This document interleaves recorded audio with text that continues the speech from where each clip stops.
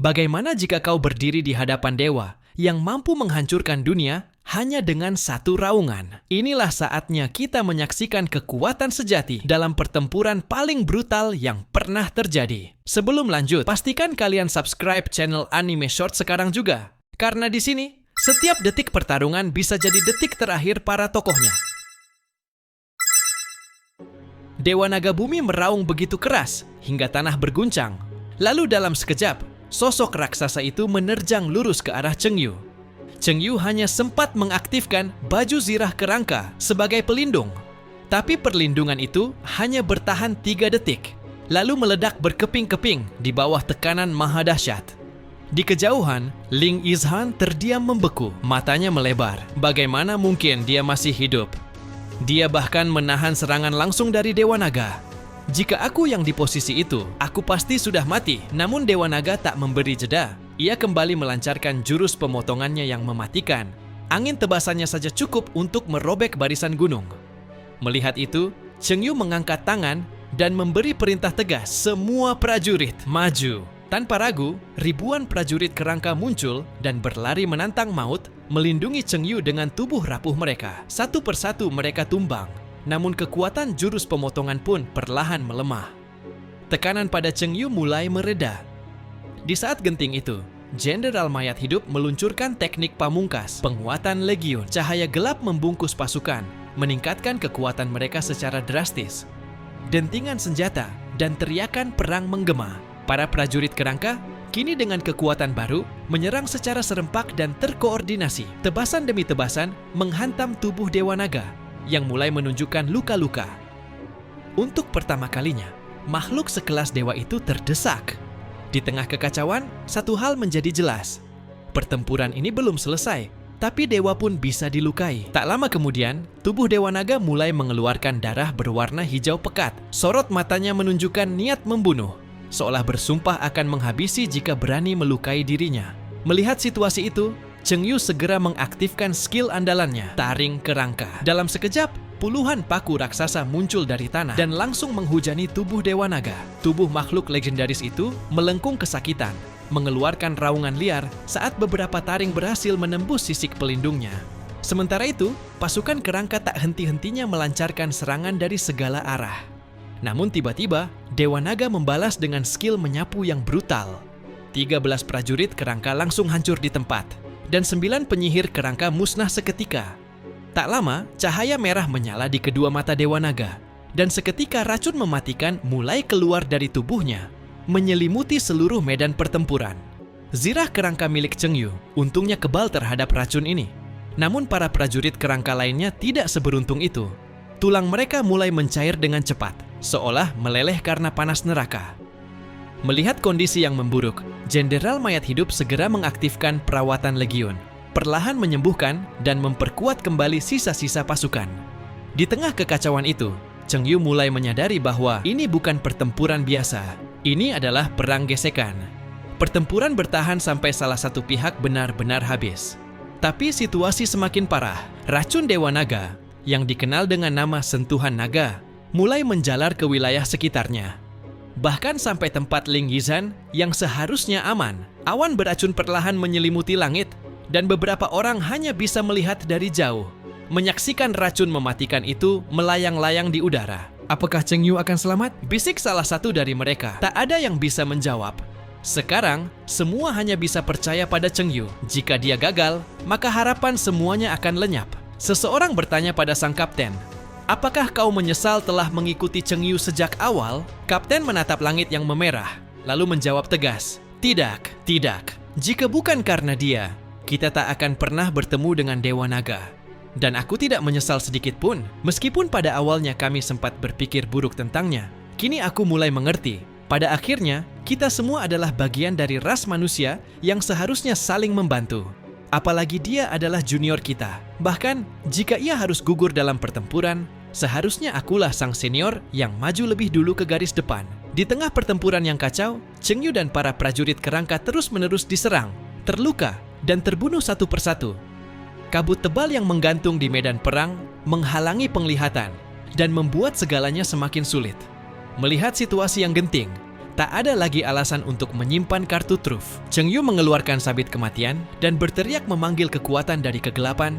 Keluarlah, Raja Cacing Pemakan Jiwa. Suara itu menggema menembus kabut.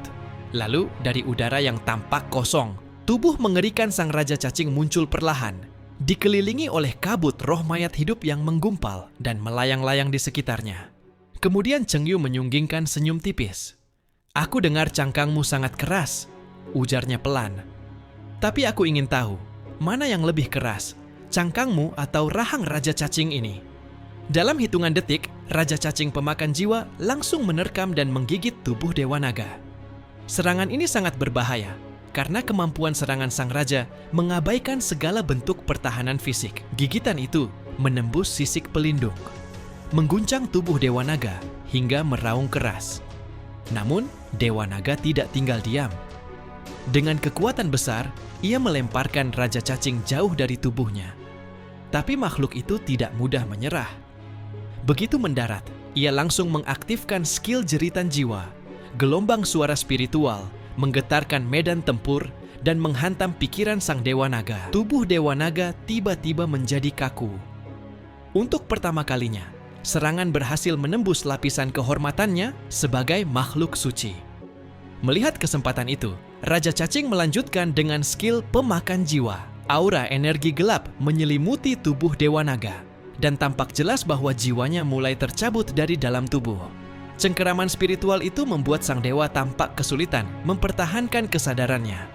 Dari balik kabut, Chengyu tersenyum sekali lagi, senyum tipis, tapi penuh arti. Sepertinya serangan jiwa memang bekerja. Kalau begitu, aku akan menambahkan lebih banyak bahan bakar ke dalam api, seru Chengyu sebelum mengangkat tangannya tinggi-tinggi ke udara. Dalam sekejap, jurus api jiwa meledak dahsyat, memicu gelombang panas dan tekanan spiritual yang mengguncang medan perang. Tubuh Dewa Naga bergetar hebat, berputar tanpa kendali, seolah hendak tercabut dari dunia ini. Di bawah tekanan ganda, serangan mental dari api jiwa dan daya hisap, tubuh Dewa Naga mulai terangkat keluar.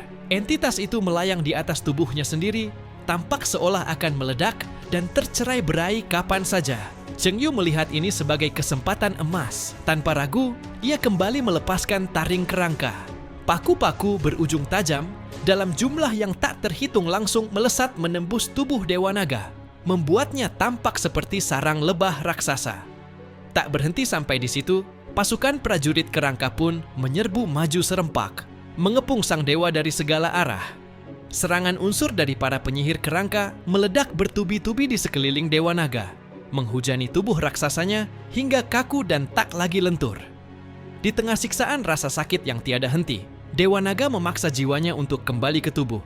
Sebuah langkah putus asa yang hanya bisa dilakukan oleh makhluk dalam kondisi terdesak. Saat kesadarannya kembali, ia mendapati tubuhnya compang-camping, ditusuk dan dilukai dari berbagai sisi.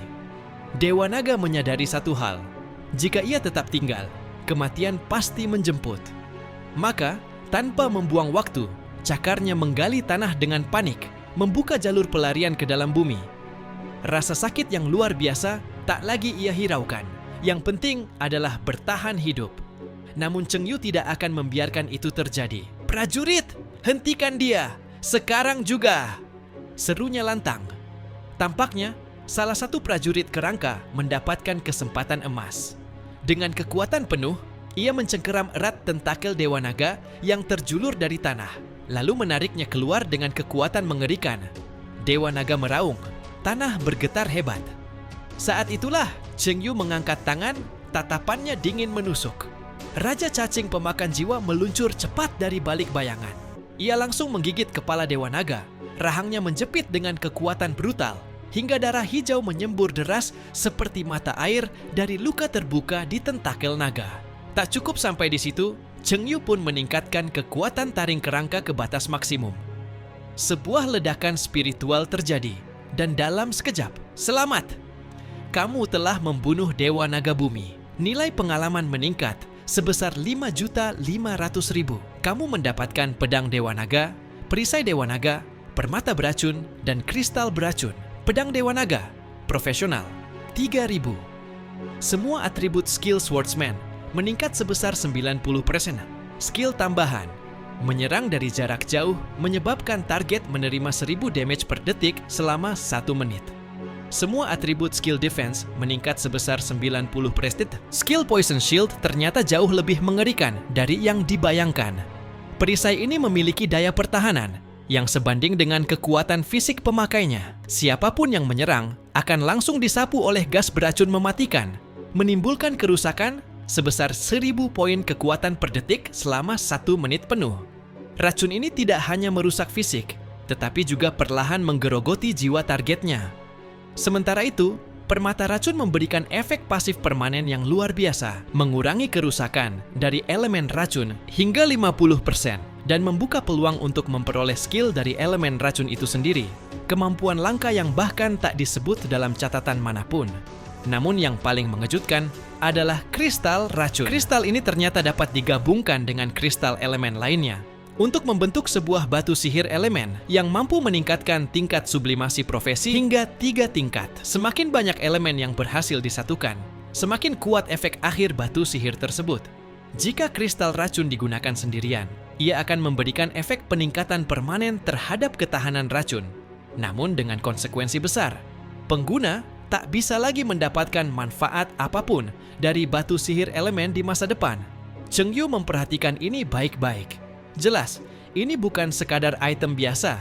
Ini adalah bagian dari batu dewa unsur legendaris. Jadi ini juga kristal elemen. Gumam Cheng Yu sambil menatap kristal yang memancarkan cahaya kehijauan samar. Medan percobaan kuno tempat mereka bertarung ternyata jauh lebih menakjubkan dan misterius dari yang pernah dia bayangkan.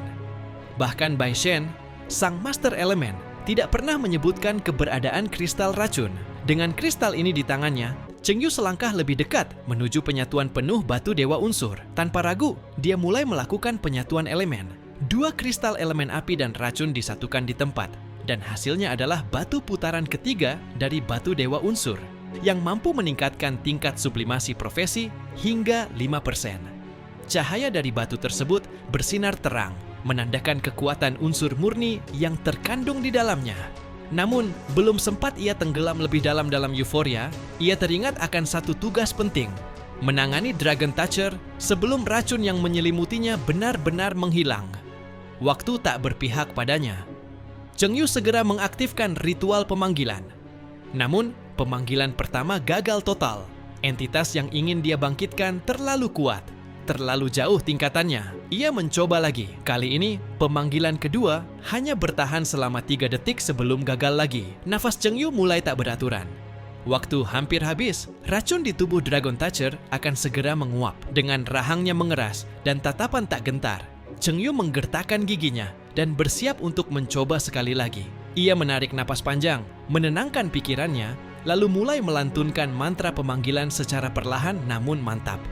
Lingkaran sihir muncul di tanah, bercahaya hijau dan merah menyala, dan dari balik tanah yang merekah, sebuah tubuh undead yang ramping dan angker mulai bangkit perlahan.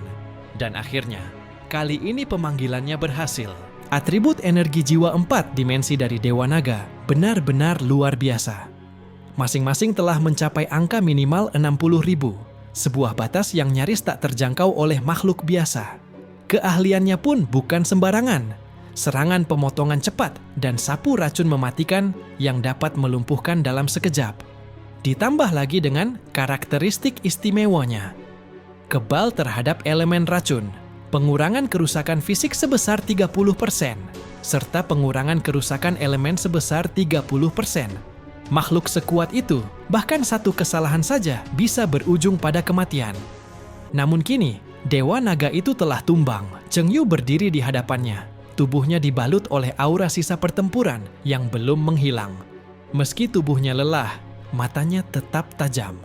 Ia tahu, jika kelak menghadapi musuh besar lainnya, ia kini punya lebih banyak cara untuk menghadapinya. Tak lama kemudian, racun mematikan di udara mulai menghilang, tersapu oleh angin sihir dan energi penetral yang perlahan-lahan membersihkan medan perang. Ling Yizhan dan para rekan lainnya yang sedari tadi menyaksikan pertempuran dari kejauhan tampak gugup. Mereka menatap medan dengan cemas. Apa dia masih hidup? Awalnya, Ling Yizhan mengira bahwa Dewa Naga masih memiliki sisa kekuatan. Tapi saat ia memberanikan diri melangkah maju, Tubuh Dewa Naga itu benar-benar diam tak bergerak, nafasnya terhenti, cahaya di matanya telah padam, tak ada denyut kekuatan yang tersisa. Itu benar-benar tubuh Dewa Naga. Tidak bisa dipercaya, dia menatap Cheng Yu dengan campuran rasa kagum dan takut. Dia benar-benar membunuh Dewa Naga dalam satu pertarungan. Aku tidak menyangka dia bisa melakukannya. Syukurlah kami tidak pernah menjadi musuhnya. Ketika semua mengira pertarungan telah selesai, bola energi ungu tiba-tiba muncul di udara, berputar perlahan seperti mata yang mengawasi dari kejauhan. Cheng Yu mendongak, dan tatapannya langsung berubah dingin. Di langit, berdiri Abyss Succubus, makhluk kegelapan dari dimensi lain, menyaksikan seluruh pertarungan dengan sorot mata tak percaya. Ia menatap tubuh Dewa Naga yang tak bernyawa, dan lalu ke arah Cheng Yu. Mustahil. Bagaimana bisa? Bagaimana dia bisa membunuh Dewa Naga? Itu makhluk dewa. Gumam Succubus itu. Suaranya gemetar. Namun begitu tatapannya bertemu dengan mata dingin Cheng Yu, tubuhnya langsung kaku. Ada ancaman tak terucap dalam pandangan itu. Sebuah peringatan yang lebih tajam dari pedang. Tanpa mengucapkan sepatah kata pun, Succubus itu langsung membalikkan badan dan melarikan diri, menghilang ke balik pusaran ungu di udara. Di bawah, Cheng Yu mengepalkan tangan. Nyala api jiwa muncul dan menari-nari di telapak tangannya, siap meluncur kapan saja. Matanya menatap tajam ke arah bola energi yang perlahan memudar. Jadi, dia yang mengatur semua ini dari balik bayangan. Kini, pertempuran berikutnya telah menunggu.